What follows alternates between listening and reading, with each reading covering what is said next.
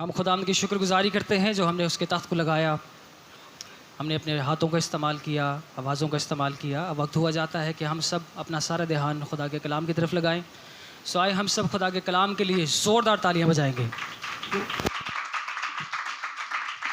ज़ोरदार तालियां। ज़ोरदार तालियां शायद ऐसी नहीं होती हैं जब हम खुदा के कलाम का इस्तकबाल करते हैं। नेहमिया के ख़त में लिखा हुआ है, उसकी किताब में, जब खुदा का कलाम खोला जाता है तो कलीसिया को कहना नहीं पड़ता, कलीसिया अपने कदमों पर खुद ही खड़ी हो जाती है, क्योंकि ये क्या खोलने लगे हम, खुदा का कलाम। तो जब मैं नेहमिया की किताब से गुज़र रहा था, उसको पढ़ रहा था, तो पढ़कर ये लगा कि खुदावन जो अदब एहतराम था शायद वो कुछ अब कम हो गया है। कहना नहीं पड़ता था, जैसे ही काहिन कलाम पकड़ते थे तो लोगों को पता लग जाता सी कि खुलन लग गया है। टीवी यूट्यूब की खुलन लगा, आप ही खलो जाते सन, कहना ना पे अदब और एहतराम में। और यहाँ जब हम दुआ कर रहे होते हैं, कहा भी जाता है कि हमने अब खुदावंद को वेलकम करना है। असी कहने सानू केड़ा नज़र आ रहा भाई, असी क्यों करिए। मैं आप सभी को खुदावंद के घर में खुशामदीद कहता हूँ। आप सभी पर सलामती हो। वापस नहीं भेजनी, बस ले के रख लो। आप पर भी सलामती हो। जब कोई आप पर सलाम करे तो खुदा का कलाम कहता है कि उसे जवाब दें, और जब आप जवाब नहीं देते तो फिर सलामती यीशु ने कहा कि उस पर वापस चली जाती है। इसकी टेंशन ना लें कि उसने जवाब नहीं दिया, तो जवाब नहीं आया तो वापस वहीं चला जाता है। ये मेरी बात नहीं है, खुदा की बात है। तो आइए अपनी ज़िंदगी के इस्तिफ़ादा के लिए, अपनी ज़िंदगी के फ़ायदा के लिए, अपनी रूहानी खुराक के लिए आज ज़बूर की किताब से होकर गुजरेंगे। ज़बूर 84, ज़बूर 84। और आज जो इतना आसान, मीठा, रसीला कलाम है हम सभी के लिए, इतना आसान खुदा ने सलीस कलाम हम सभी के लिए दे दिया, जो कि हमारी उर्दू ज़बान में हमारे हाथों में मौजूद है, और जिसे हम पढ़ते हैं, सुनते हैं, और जो ज़बान में आपसे बात कर रहा हूँ उस ज़बान को हम समझ भी पाते हैं। तो हम इसके लिए भी खुदावंद की शुक्रगुजारी करते हैं। बहुत से खुदाम की इसमें जाने गई, सिर्फ ट्रांसलेशन कर रहे हैं तो पता लग गया जी ये बाइबल की क्या कर रहा है, ट्रांसलेशन कर रहा है। खुदावंद ने चाहा तो नेक्स्ट संडे मैं आपको बाइबल इकनॉमिक्स, थोड़ा सा इसको कम करना, बाइबल इकनॉमिक्स और बाइबल की जो हिस्ट्री है कि ये कलाम हम तक पहुंचा कैसे, थोड़ा सा अगर इसका पस मंज़र देता चलूँ। कितना आसान है। आजकल बाइबल हमारे घरों में पड़ी रहती है, शेल्फ्स पे पड़ी रहती है, उसको हमने कपड़े में बांध कर रखा होता है, लेकिन ये हम तक पहुंचने के लिए नस्लों की नस्लें तबाह हो गई हैं। अगर जो घर का खादिम है उसे ट्रांसलेशन करनी आती है तो खादिम की वजह से उसके बच्चों को भी कत्ल कर दिया गया, उसकी बीवी को भी कत्ल कर दिया गया, और अगर खादिम को पकड़ लिया है, उसे अगवा कर लिया गया है, तो कहा कि हम तुझे छोड़ेंगे नहीं जब तक तू अपने घर से तुम्हार हमें नहीं देगा, जब तक वो बाइबल का ट्रांसलेशन हमें नहीं देगा। और इसी के साथ साथ अगर मैं एक नाम लेता चलूँ विलियम टेंडेल का, तो वो जर्मन ज़ुबान से इंग्लिश ज़ुबान के अंदर बाइबल मुक़द्दस का तर्जुमा कर रहे हैं, और वहाँ 16वीं सदी के अंदर किसी ने बात मशहूर कर दी कि वो तो बाइबल लिख रहा है। हालांकि लिख नहीं रहा था, वो क्या कर रहा था, तर्जुमा कर रहा था।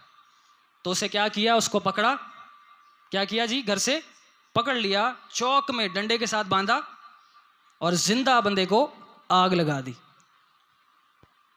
ये एवं नहीं पहुंची आपके पास, और इसकी हमें क्या नहीं है, कोई कदर नहीं है। हमारे घर पड़ी रहती है, हमें पढ़ना भी आता है, लेकिन हम कोशिश नहीं करते कि हम क्या कर सकें।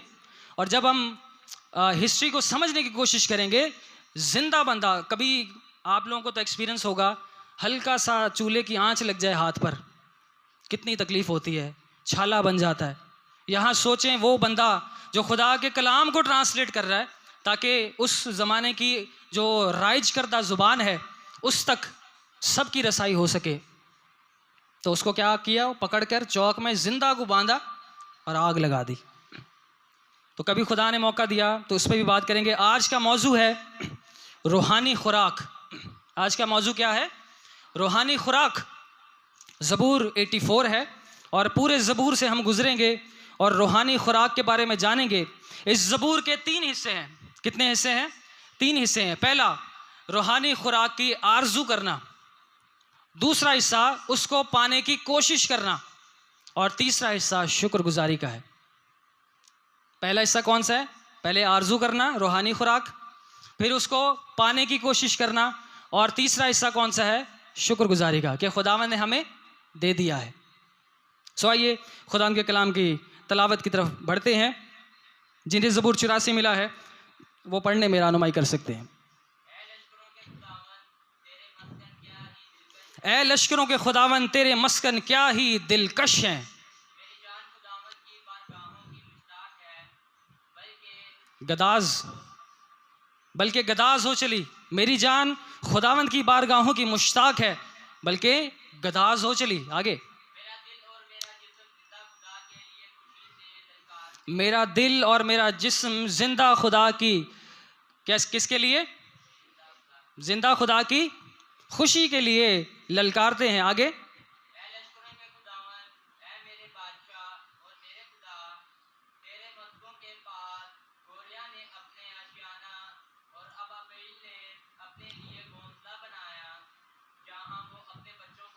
हाँ जी, गोरिया और अबाबील ने तेरे मस्बा के पास घोंसला बना लिया, जहां वो अपने बच्चों को रखे।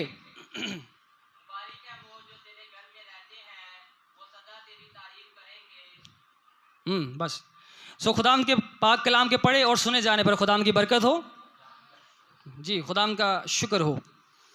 सो खुदाम का कलाम बहुत ही आसान, सलीस और सादा है। जब हम इसकी बिल्कुल पहली लाइन पढ़ते हैं, ज़बूर 84 के साथ ही लिखी हुई है, लिखा हुआ है, मीर मुगन्नी के लिए गतीत के सुर पर बनी कूरा का मजबूर। अब जो ज़बूर की किताब है, ये सिर्फ और सिर्फ दाऊद की किताब नहीं है। आंटी को जगाइएगा, जाग रहे हैं? सीधे होके, अटेंटिव होके, पीछे टेक लगाएं, कुर्सी इसलिए दी है, सोना नहीं है। 10-15 मिनट और हैं बस। गतीत के सुर पर कूरा का, बनी कूरा का क्या है? मजमूर है। ज़बूर की किताब को यह समझा जाता है कि ज़बूर की किताब सिर्फ दाऊदी की है, नहीं। इसमें आशर के भी गीत हैं, इसमें आसिफ के भी ज़बूर हैं, दाऊद के भी हैं, सुलेमान के भी हैं और मूसा के भी हैं। इसमें सभी के मज़ामूरों को या ज़बूरों को मिक्स कर दिया गया और एक किताब बनाकर हमें दे दी गई। इसी के साथ साथ गतीत का सुर, ये एक ऐसा ज़बूर है जिसे सुरों पर बजाया और गाया जाता था। इसका अगर थोड़ा सा पस मंज़र मैं आपको बता दूं तो बनी कूरा एक कबीले का नाम है, जिसमें अब ये इनकी दूसरी या तीसरी पीढ़ी है जो अब हैकल में शायरी करते हैं, गीत भी गाते हैं और साज भी बजाते हैं। क्या करते हैं? मैंने क्या कहा? शायरी भी करते हैं, गीत भी गाते हैं और क्या करते हैं? साज भी बजाते हैं। तो कैसी खुशी की बात है कि अब ये तीसरी और दूसरी पीढ़ी है, तो ये खुदाम की खिदमत में वैसे ही गामजन है जैसे इनके माँ बाप थे। उन्होंने लिखा कि ए लश्करों के खुदावंद तेरे मस्कन क्या ही दिलकश है। हम किसी खूबसूरत जगह पर चले जाएं, किसी हॉल में चले जाएं, किसी वेकेशनल जगह पर चले जाएं, हम कहते हैं यार क्या खूबसूरत जगह है, कितनी प्यारी जगह है, कैसे वसाइल हैं यहाँ के, कितना प्यारा एटमॉस्फेयर है यहाँ पर। लेकिन यहाँ पर बनी कूरा ये कहते हैं, जब उन्हें रूहानी खुराक की आरजू होती है, पहले मैंने क्या बताया, इसके 3 हिस्से में आप में बयान करूँगा। पहला, आरजू करना, रूहानी खुराक की आरजू, और फिर उसे पाने के लिए कोशिश, और तीसरा शुक्रगुजारी। मिसाल के तौर पर आप अपने घर में बड़े हैं, आपको भूख महसूस होती है। हमारे यहाँ तो ये कल्चर है कि हम कहते हैं कि हमें पानी चाहिए, हमें खाना चाहिए, हमें दो। लेकिन थोड़ा जो बाहर का कल्चर है वो डिफरेंट है, वो खुद ही ले लेते हैं। अब यहाँ पर जब हमें भूख और प्यास महसूस होती है तो हम कहते हैं कि हमें क्या करना है? चाहिए। अब यहाँ जब बनी कूरा इस चीज़ को रकमबंद कर रहे हैं, लिख रहे हैं, तो वो कहते हैं कि ए खुदावंद, ए लश्करों के खुदावंद तेरे मस्कन क्या ही दिलकश हैं, खूबसूरत, और ऐसे जहाँ पर आपको हर चीज़ मुहैया की जाती है, आपको हर चीज़ मिलती है। खुदा के हुजूर में जब आप बैठते हैं तो आप कहते हैं कि खुदा की हुजूरी क्या ही दिलकश। रूहानी खुराक को हासिल करने के लिए जब हम नज़र करते हैं तो वो हमें अपने घरों में, अपने कमरों में हासिल नहीं हो सकती। जब हम कोशिश करते हैं, हम खुदा के हुजूर में बैठते हैं, तो हम फिर कहते हैं कि ए लश्करों के खुदावन तेरे मस्कन क्या ही दिलकश है। आगे कहता है मेरी जान खुदावन की बारगाहों की मुश्ताक है, बल्कि गदाज हो चली। थोड़ा सा ध्यान देंगे बस, इसमें दो लफ्ज़ हैं, एक है मुश्ताक और दूसरा है गदाज। क्या लफ्ज़ है? मुश्ताक और दूसरा गदाज। मुश्ताक तो आपने सुना होगा, इंतज़ार का भी ज़्यादा इंतज़ार करना या इंतज़ार को और भारी कर देना, उसे कहते हैं मुश्ताक। मैं आपका मुश्ताक हूँ, कब से राह देख रहा हूँ, मैं आपकी राह में आपका मुश्ताक हूँ, मैं आपके इंतज़ार में हूँ। यानी इंतज़ार से अगर बड़ा सुपरलेटिव कोई वर्ड है तो वो क्या है? मुश्ताक है, कि मैं आपका बहुत इंतज़ार कर रहा हूँ। और दूसरा है गदाज। अब बनी कूरा ने रूहानी खुराक के लिए खुदा के मस्कनों का जिक्र तो किया, खुदा के मस्कनों को दिलकश तो कहा, और ये भी कहा कि खुदावंद मैं तेरे बारगाहों का मुश्ताक हूँ। और अब वो ये कहता है कि खुदावंद मैं तेरी बारगाहों में बैठा हूँ, मैं तेरी खुराक लेने के लिए मुश्ताक हूँ, मैं अपनी रूहानियत को उभारने के लिए, उसे एनर्जी देने के लिए मुश्ताक हूँ और गदाज हूँ। मुश्ताक का मैंने आपको बताया, और गदाज जो उर्दू का लफ्ज़ है, इसका मतलब है मदहोश हो जाना। क्या हो जाना जी? मदहोश होना। यानी कि आप उसकी हुजूरी में बैठे हुए और आपने बोला है कि मुझे यहीं से चाहिए तो चाहिए, मुझे खुदावन ने देना है तो कौन ही देगा? खुदावन देगा। मेरा और दूसरा कोई आसरा नहीं, जो मुझे ताकत बख्शता है उसमें मैं सब कुछ कर सकता हूँ। Hallelujah, hallelujah. जो मुझे ताकत बख्शता है उसमें मैं सब कुछ कर सकता हूँ। कहता है मैं मुश्ताक बल्कि गदाज हो चला। आगे कहता है मेरा दिल और मेरा जिस्म जिंदा खुदा के लिए खुशी से ललकारते हैं। अब यहाँ रूहानी खुराक की तो मैं बात कर रहा हूँ, लेकिन याद रखिए रूहानी खुराक कभी भी जिस्म से अलग नहीं है। वही शख्स रूहानी है जो जिस्मानी है, जो जिस्मानी है वही रूहानी है। वरना दुनिया में बहुत सारे मौक़िलात हैं, बहुत सारी रूहें हैं, बदरूहें हैं, उनको भी रूहानी होना चाहिए। लेकिन खुदा का कलाम हमें समझाता है, क्या कहता है? मेरा दिल और मेरा जिस्म जिंदा खुदा के लिए खुशी से ललकारते हैं। मेरा दिल और मेरा जिस्म, दिल से मुराद है जिसमें से हम अपनी बात खुदा तक पहुंचाते हैं, ख्याल खुदा तक पहुंचाते हैं, और जिस्म क्या करता है? हमें खुदा के हुजूर में लेकर आता है। अब आप आज संडे के दिन जब आप उठे, सुबह सुबह जितने मर्जी भी आप उठे, 6:30, 7:30, 8, 9, आखिरकार आपको पता लगा कि आज संडे है, आज हमने कहाँ जाना है? चर्च जाना है। और मैं एक चीज़ की बड़ी तायद करता हूँ, अप्रिशिएट करता हूँ कि 6 दिन मसीहियों की ज़िंदगी बिल्कुल डिफरेंट होती है और 7वें दिन बिल्कुल अलग काम करते हैं। क्योंकि 6 दिन वाले, हम 7 दिन वाले तो क्रिश्चियन तो है नहीं, सिर्फ संडे वाले हैं। तो सिर्फ 6 दिन हमारा काम डिफरेंट है, और संडे के संडे हमारी रूटीन क्या होती है? डिफरेंट। अभी इस टाइम जब भाई आप रोज़ कहाँ होते हैं? ड्यूटी पर होते हैं, सिंपल है। और लेकिन अभी कहाँ बैठे हुए हैं? बहुत डिफरेंट है। यानी कि 6 दिन आप कहाँ होते हैं? ड्यूटी पर। ये रेशो बनता है 6:1, यानी कि 6 दिन हमारे काम के और 1 दिन हमारी इबादत के। ये बहुत मुश्किल काम है, क्योंकि हमें आदत नहीं होती। हम बैठते हैं, हम थोड़ा इधर होते हैं फिर इधर होते हैं, क्योंकि हमें बैठने की आदत नहीं होती। घर में जैसे ही आते हैं, काम से थके आ रहे आते हैं, तो हम कहते हैं नहीं बस अभी हमने उठना नहीं, हमारी अब वक़्त नहीं है, अभी हमारी सकत नहीं है, अब हम ऐसे नहीं कर सकते, हम वैसे नहीं कर सकते, हम कहाँ से आ गए जी। लेकिन मैं अप्रिशिएट करता हूँ, जब मैं पढ़ता हूँ क्रिश्चियन लाइफ को, मैं पढ़ रहा हूँ अभी की जो 2025 की लाइफ है, तो हम कहते हैं कि 6 दिन हमने ज़रा डिफरेंट काम किए और 7वें दिन बिल्कुल ही डिफरेंट काम।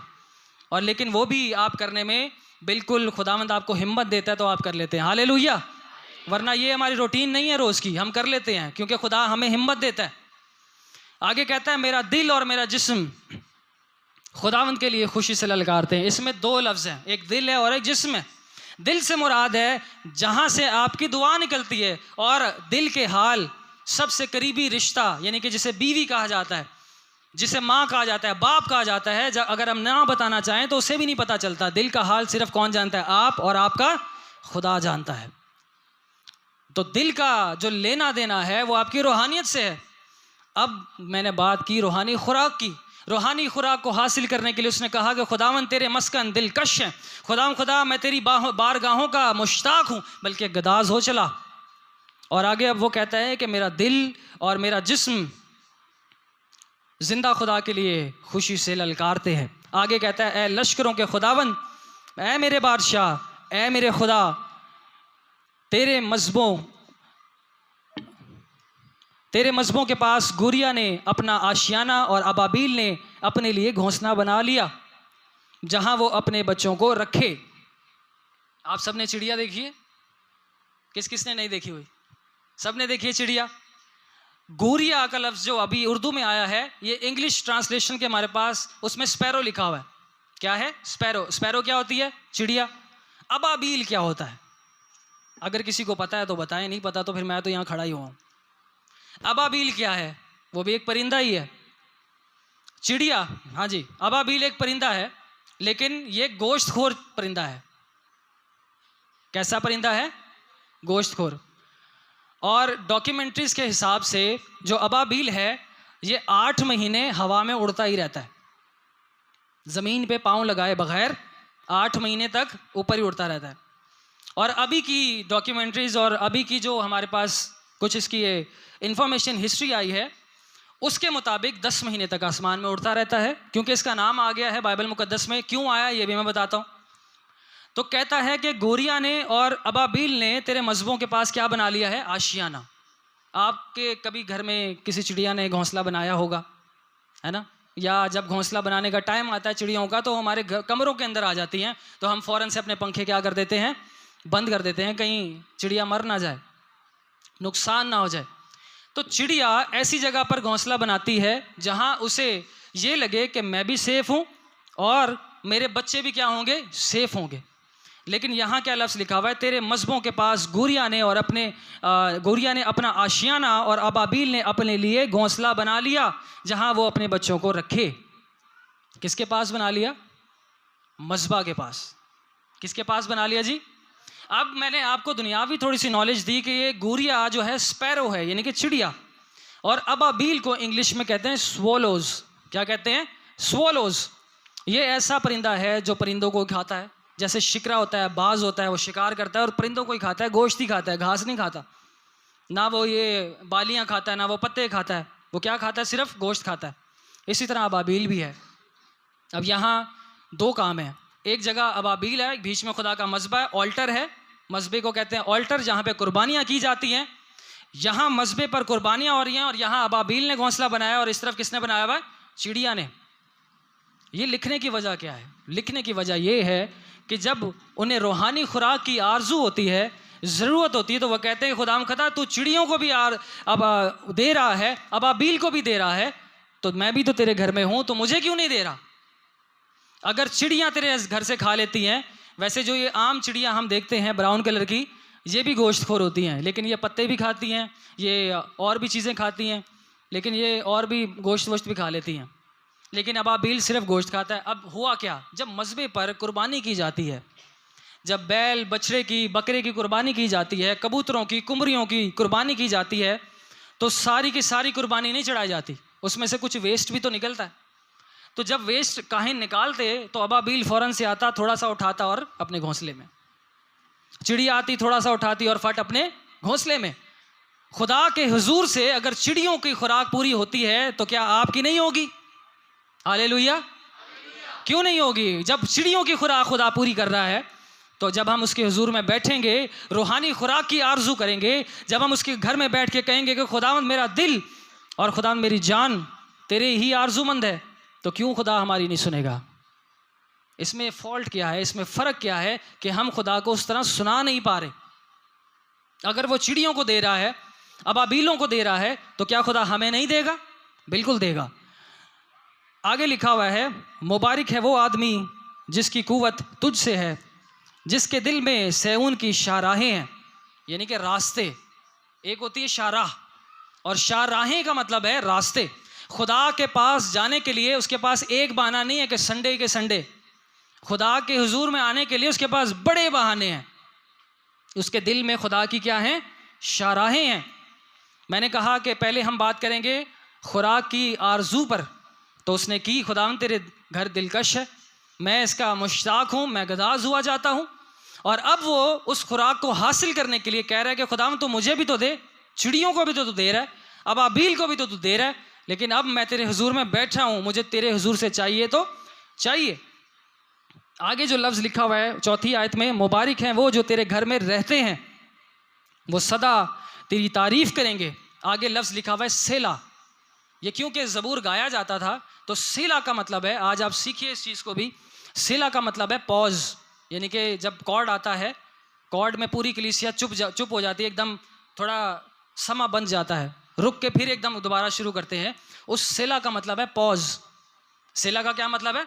पॉज देना। ये पूरा वर्ड टू वर्ड कहाँ किस तरह गाया जाएगा। हमारे पाकिस्तानी कल्चर में हम कहते हैं कोर्स है, कोर्स को 3 दफ़ा गाया जा रहा है, फिर हमारी नीचे की लाइन है, अंतरा है, मिसरा है, इस तरह। तो ये यहूदी कल्चर के हिसाब से उन्होंने इसको डिज़ाइन किया और अब बताया कि लिखा हुआ है मुबारक है वो आदमी जो तेरे घर में, मुबारक हैं वो जो तेरे घर में रहते हैं, वो सदा तेरी तारीफ़ करेंगे। अब जब हम उसके घर में हैं ही नहीं, हम मांगते तो हैं लेकिन हमें मिलता नहीं, क्योंकि हमें मांगना नहीं आ रहा। आगे वो पॉज देता है, फिर इसकी 6ठी आयत में लिखा है वो वादिये बुका से गुजर कर उसे चश्मों की जगह बना लेते हैं।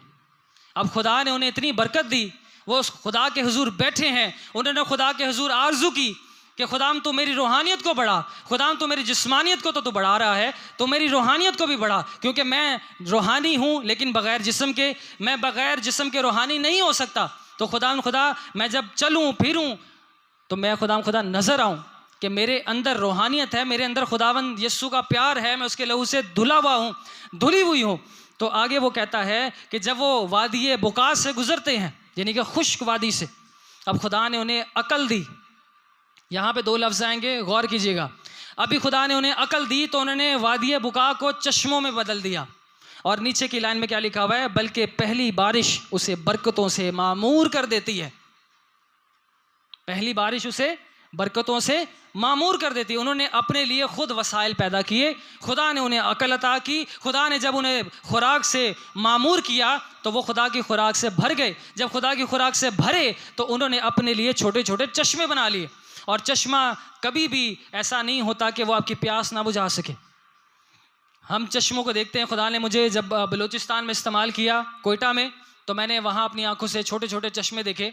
फिर मैंने ऐसे हल्का सा बुक्कल भी भर के देखा ज़रा कैसा पानी होता है, तो वो मीठा पानी था ऐसे बिल्कुल। हम टॉप पर गए जब, तो खुदावंद की कुदरत कैसी है कि पहाड़ के ऊपर से पानी यूँ निकला, नीचे कोई मोटर नहीं लगी हुई, लेकिन ऑलरेडी खुदावंद की कुदरत ऐसी ज़बरदस्त। फिर मैंने फ़ौरन से ऐसे भरा और साफ़ सुथरा पानी था, और मैंने जब उसको पिया, टेस्ट किया, तो बिल्कुल मीठा पानी।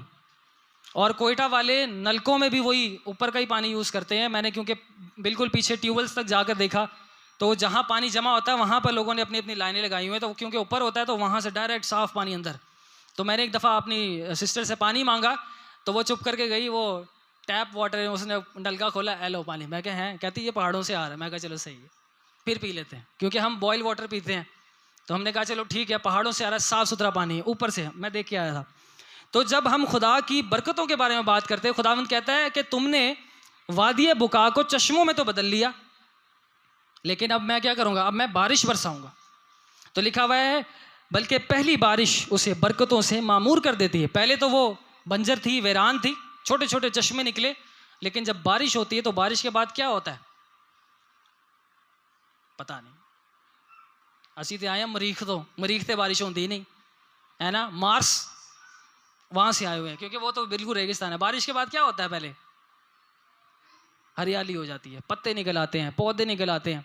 हमारे गमले पड़े हुए थे ऐसी फारिगी, ऐवी मट्टी थी, बारिश के बाद उसमें भी कुछ ना कुछ निकल आया। हालेलुया, ये खुदा की कुदरत है। ऐवी खाली पड़े हुए थे, कुछ ना कुछ निकल आता है। तो खुदावंद इस कलाम से हमारी ज़िंदगी में एक्सपीरियंसेस करके बताता है, भाई मैं इधर ही हूँ, मैं ही जिंदा खुदा था, हूँ और हमेशा रहूँगा।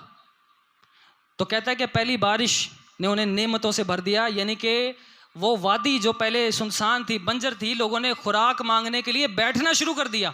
खुदावन तू देगा, हम तेरे हुजूर के मुश्ताक हैं, हम गदाज हुए चले, खुदाम तेरे हुजूर से ही चाहिए, तू ही मुहैया करेगा। तू अबाबील को देता है, तू चिड़ियों को देता है, तो तू हमें भी देगा। हालेलुया। तो फिर खुदावंद ने उनकी अकल को खोला, उन्होंने बंजरों को चश्मों में बदल दिया। खोदा, थोड़ी सी तहकीक की, पानी निकल आया। खुदा ने कहा ठीक है, अब पानी निकल आया, अब मैं पहली बारिश बरसाऊंगा और ये तुम्हें नेमतों से क्या करेगी, भर देगी। आगे पढ़िए 7वीं आयत। हाँ जी, सिर्फ ये नहीं कि खुदावंद के हुजूर बैठे, खुदावंद ने थोड़ा सा दिया, खुदावंद ने आपकी वफादारी को टेस्ट किया। जब टेस्ट किया तो अभी हमने क्या सुना, क्या पढ़ा गया, वो ताकत पर ताकत पाते जाते हैं। आगे, हाँ जी, उनमें से हर एक से उनमें क्या होता है, हाजिर होता है। ऐ नहीं कि बरकत मिली है, अच्छा जी अच्छी जॉब लग गई है, अच्छे पैसे आने लग गए हैं, हाँ जी तुसी कौन थे, असी कौन, मेरे लिए दुआ करो, मेरी बड़ी परेशानी फलाना ढिमका, 3-4 दिन संडे चर्च आने लगे, जैसी शिफा हुई गायब हो गए। लिखा क्या, पहले वो सब बैठे हैं खुदा के हुजूर से हासिल करने के लिए, मुश्ताक हुए, आरजुमंद हुए, फिर मिसाल देकर कहा खुदावंद तू तो चरिंद परिंद को भी देता है, तो मुझे भी दे। खुदावंद ने अकल को खोला। आगे क्या लिखा हुआ है, उनमें से हर एक सेऊन के खुदा के हुजूर हाजिर होता है। क्या लिखा हुआ है, हर एक। आगे पढ़िए, हाँ जी, तो मेरी भी दुआ सुन, ऐ खुदावंद लश्करों के खुदा मेरी दुआ सुन, ऐ याकूब के खुदा कान लगा। आगे क्या लिखा हुआ है,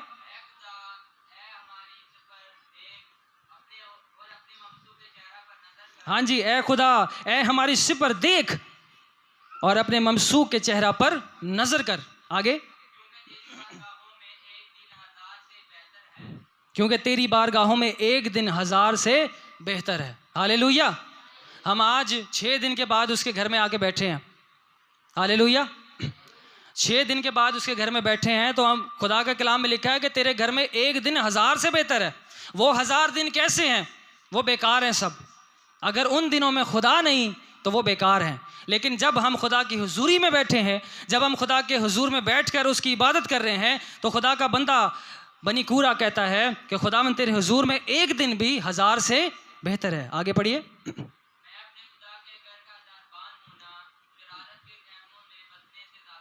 हाँ जी, वो ये कहता है कि मैं अपने खुदा के दरवाजे पर बैठ जाऊंगा, मैं जुतियां सीधियां कर लांगा, मैं कुर्सी से बाहर बैठ जाऊंगा, लेकिन शरारत के खैमों में बैठने से बेहतर समझूंगा। मैं फालतू ऐसे बैठ जाऊंगा खुदा के घर के पास। खुदा का दरबान होना यानी कि दरवाज़ा खोलने वाला, दरबान का तो असल मतलब है दरवाज़ा खोलने वाला, लेकिन वो यहाँ कहता है कि मैं दरबान बनना पसंद करूँगा। अक्सर बेशतर हमारे यहाँ ऐसा होता है कि हम कुछ महफिलों में बैठते हैं, कुछ हमारे इवेंट्स होते हैं, तो हम कहते हैं यार इत्थे की गिरजा ला लिया।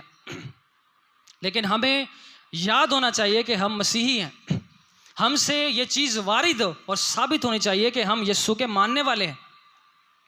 जब हम यीशु के मानने वाले होंगे तो हमारे इवेंट्स में भी पता लगेगा कि ये वाकई मसीही हैं। हमारे शादी ब्याह से, हमारी सालगिरहों से, हमारे और इवेंट्स से पता लगेगा कि हम अव्वल दर्जा अपने खुदा को देते हैं।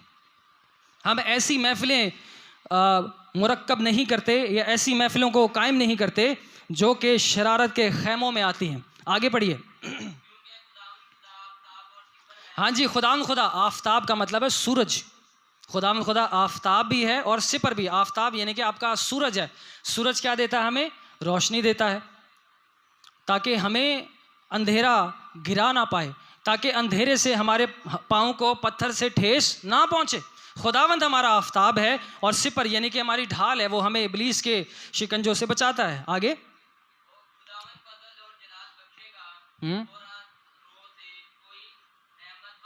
और रास्त रोज से कोई नेमत बाज ना रखेगा। मैंने आपको कहा पहला हिस्सा हमने देखा हमें रूहानी खुराक की ज़रूरत है। दूसरा हिस्सा हमने देखा कि खुदावंद तू तो सबको देता है, चरिंद परिंद को देता है, हमें भी दे।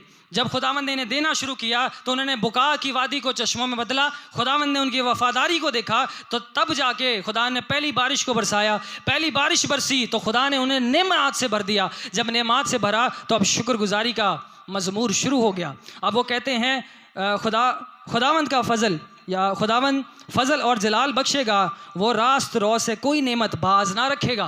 रास्त रो, एक होता है रास्त बाज, एक होता है रास्त रो, दोनों का मतलब सेम है। रो यानी कि रास्त रो, सीधे रास्ते पर चलने वाला। ऐसा शख्स जो 6 के 6 दिन बल्कि 7वें दिन बिल्कुल सेम टू सेम है, वो बदला नहीं है। और इसके आखिर में मैं आपको बताना चाहता हूं, प्लीज़ संडे वाले क्रिश्चियन ना बने। क्या ना बने? संडे वाले क्रिश्चियन ना बने। संडे को हम अपना रूहानी खुराक लेते हैं, हम अपना पेट्रोल डलवाते हैं, तो मंडे को इस्तेमाल भी तो करें। फिर पेट्रोल डलवा लिया, फ्यूल डलवा लिया, फिर हम गाड़ी चलाते पूरे एक हफ्ते के बाद संडे वाले दिन। मंडे वाले क्रिश्चियन भी बने भाई, Tuesday, Wednesday, Thursday, Friday, Saturday, पूरे हफ्ते वाले क्रिश्चियन बने, संडे वाले क्रिश्चियन ना बने। बाइबल मुकद्दस में ये कहीं नहीं लिखा हुआ कि आपने सिर्फ संडे को ही जमा होना है। जब मैं विजिट पर जाता हूँ, लोग मुझे मिलते हैं तो बड़ी लोगों की जो है आरजू होती है, बड़े सवाल होते हैं। तो मैं उनसे यही कहता हूँ कि अगर आप खुदा के हुजूर झुकना शुरू कर दें, आप काम काज से जैसे आते हैं आप खुदा के हुजूर झुकना शुरू करें। हमारे यहाँ मुसीबतें, परेशानियाँ क्यों नहीं जाती? क्योंकि हमारी रूहानियत कमज़ोर है। जब हम रूहानियत में कमज़ोर होते हैं तो इब्लीस अटैक करता है, तो हम गिर जाते हैं। तो हमें क्या ज़रूरत है कि हम अपनी रूहानी खुराक के लिए बनी कूरा की मानिंद खुदा के कलाम को समझने की कोशिश करें। हम कहें कि खुदा तेरी बारगाह ही दिलकश। जो संडे को हम पेट्रोल डलवा रहे हैं, संडे को खुराक खा रहे हैं, इसको मंडे को भी यूज़ करें। मंडे वाले क्रिश्चियन भी बने। ट्यूसडे यानी कि मंगल, पीर, बुध, जुमेरात, जुम्मा, हफ्ता और इतवार हमारा दिन खुदावंद की बारगाह में गुजरना चाहिए।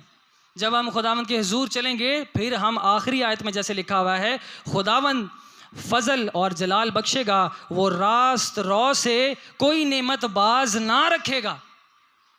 यहाँ उसने लफ्ज़ इस्तेमाल नहीं किया सब, वो सब से ना लिखा हुआ है, वो रास्त रौ। ਜਿਹੜਾ ਪੈਟਰੋਲ ਪਵਾਉਂਦਾ है वो मंडे ਨੂੰ भी ਗੱਡੀ ਚਲਾ ਰਿਹਾ है, ट्यूसडे ਨੂੰ भी चला ਰਿਹਾ है। ਜਦੋਂ ਸੈਟਰਡੇ ਨੂੰ ख़त्म हो जाएगा तो संडे ਨੂੰ फिर आ जाओ। मैं इत्थे खड़ा होया, खुदावंद नाल दुआ करांगा, मैं कोशिश करांगा, खुदा फिर आपको भर देगा, फिर से गाड़ी में पेट्रोल डाल देगा ताकि पूरा हफ्ता हमारी क्या चले, गाड़ी चले। रूहानी खुराक आपको देगा ताकि आप पूरा हफ्ता चलें। हालेलुया। समझ आ रही है कि नहीं आ रही? मुश्किल कलाम तो नहीं है, कोई ऐसी बात तो नहीं है कि आपको समझ ना आई हो। हालेलुया। तो खुदावंद जब हमें रूहानी खुराक से भरता है, हमें एनर्जी देता है, हम में पेट्रोल डालता है, तो खुदावंद कहता है कि पाजी उन मंडे को गड्डी भी चलाओ, ट्यूसडे ने भी चलाओ, सैटरडे तक ऐसी करें। अगर ख़त्म हो जाए तो फिर संडे को आएँ। और अपने घरों में हमें दुआया मज़बे कायम करने की ज़रूरत है। जब हम रास्त रौ बनेंगे तो इस आयत पर फिर गौर कीजिए, वो रास्त रौ से कोई नेमत, मुबारक है वो आदमी जिसका तवक्कल तुझ पर है। मुबारक है कौन सा आदमी? वो आदमी जिसका तवक्कल, आइए मेरे पीछे बोलेंगे, मुबारक है वो आदमी, और जोर से, मुबारक है वो आदमी जिसका तवक्कल तुझ पर है। मुबारक है वो आदमी जिसका तवक्कल तुझ पर है। तो आज हमने क्या सीखा? रूहानी खुराक की आरजू, रूहानी खुराक को हासिल कैसे करना है, और हासिल करने के बाद क्या करनी है? शुक्रगुजारी करनी है। हम सुस्त हैं, हम पीछे हैं। हम रूहानी खुराक और नेमात से पीछे क्यों हैं? क्योंकि हम उसकी आरजू तो करते हैं, कोशिश नहीं करते। कोशिश करते हैं तो वैसे नहीं रहते, कंसिस्टेंसी नहीं रहती हमारे अंदर। खुदाम क्या कहता है? रास्त रौ से वो कोई नेमत बाज ना रखेगा। हम जैसे संडे को आ रहे हैं, दुआ कर रहे हैं, हम गीत गा रहे हैं, मजमूर गा रहे हैं, कलाम की तलावत कर रहे हैं, और कलाम की तलावत करने से हमें बरकत मिल रही है। और पूरा ज़बूर 84 हमने इसका मुताला किया। बनी कूरा ने जिस तरह खुदा की हमद व सना की है, खुदा के नाम को इज़्ज़त व जलाल दिया, रूहानी खुराक को हासिल किया, और आखिरकार कहा कि खुदावन रास्त रौ से कोई भी नेमत बाज ना रखेगा। नेमात कितने किस्म की हैं? कितने किस्म की नेमात हैं बाइबल मुकद्दस में? पता नहीं, हम तो नए नए कन्वर्ट हुए हैं तो हमें नहीं पता, हम दूसरे मज़हब से आए। हाँ जी, कितनी नेमात हैं? कुछ तो बोले, कोई नंबर, उसको ज़्यादा पता होता है। हाँ जी, हाँ जी, नेमात कलाम मुकद्दस में कितने किस्म की है? 9 किस्म की नेमात है। कितनी है? 9 किस्म की।